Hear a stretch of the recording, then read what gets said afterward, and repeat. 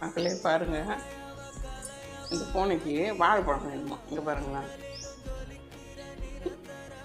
என்ன பட்டா வாழைப்பழம் வேணும் உனக்கு? ஆ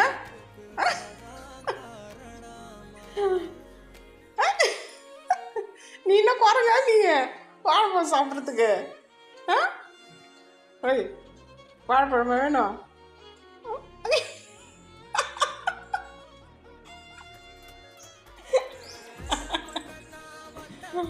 நம்பி, என்ன நம்பி உனக்கு வாழைப்பழம் வேணுன்ற எப்படி நம்பி? வாழைப்பழம் எங்கன்னா சாப்பிடுவாங்க? இங்கே பாருங்களேன் மக்கள், இங்கே பாருங்க.